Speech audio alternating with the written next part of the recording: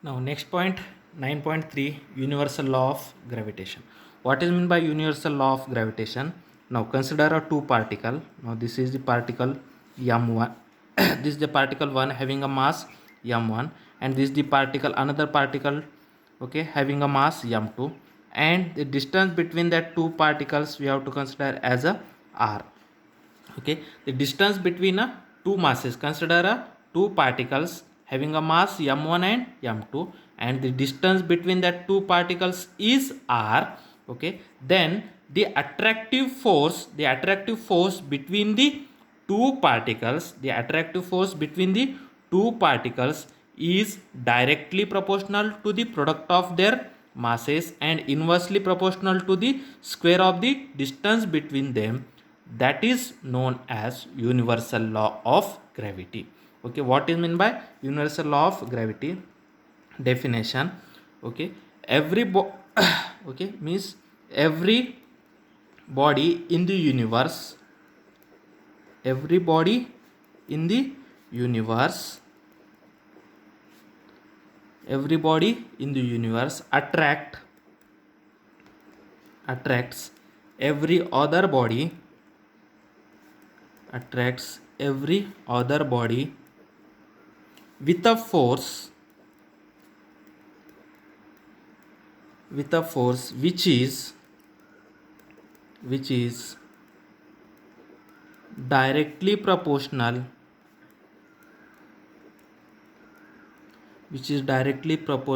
to the product of their masses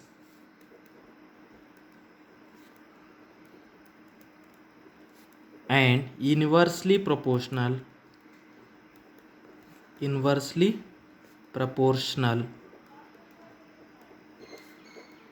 to the square of the distance between them,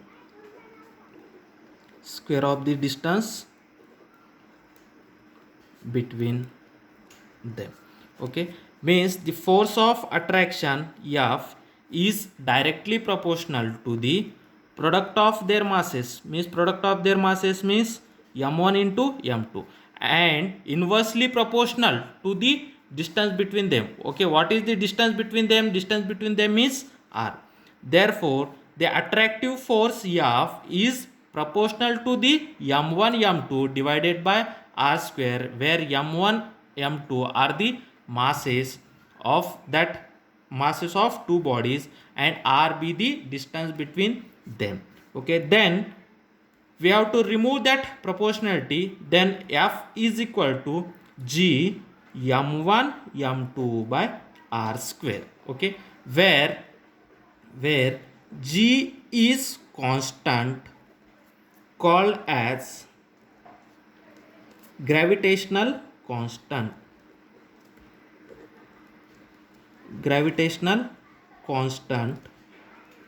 okay, and the value of g is 6.67 into 10 to the power of minus 11 Newton meter square per kg square. Okay, this is the value of gravitational constant. The value of gravitational constant is 6.67 into 10 to the power of minus 11 Newton meter square by kg square. Okay, this is the force of attraction. Okay, the force of attraction F is equal to g m1 m2 by r square. This is called as a universal law of gravitation. Okay, then in that case, by using a direction, okay, by using a mathematical equation, okay, what is this law?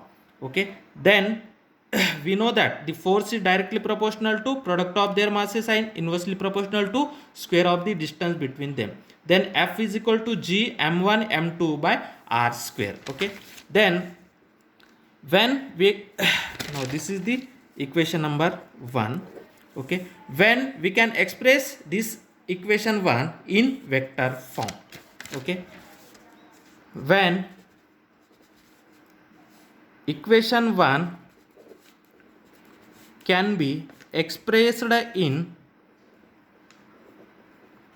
Okay, or equation 1 can be expressed in vector form as, okay, equation 1 can be represented in vector form as f is equal to g m1 m2 by r square into r cap, okay, into minus r cap, where r cap is the unit vector, where r cap is the unit vector. This minus sign indicates the attractive force, this minus sign indicates the attractive force. Therefore this is nothing but g, means we have to take that minus is here, g m1 m2 by r square. Okay, then this r cap is nothing but r vector divided by r mod. Okay, means the r cap is nothing but r vector divided by r. Okay, therefore the force is nothing but minus g m1 m2, okay, divided by okay, divided by this r square into r, means r cube, mod r cube into r bar. When we have to represent it in vector form, then this is the gravitational force F is equal to minus g m1 m2 into r vector divided by r cube. Okay, this is the notation when we have to represent it that r is in the vector form. Okay, when we have to represent this is in a vector form, then we have to use this. Okay, but actually we have to sufficient of this equation 1. Okay, that is the force, that force of attraction between the two particles is given by F is equal to g m1 m2 by r square. Okay, by using that, okay, by using that g is equal to F into r square divided by m1 into m2, by using that we have to easily find out the acceleration due to gravity value g, and that value is 6.67 into 10 to the power of minus 11, and its unit is Newton meter square by kg square.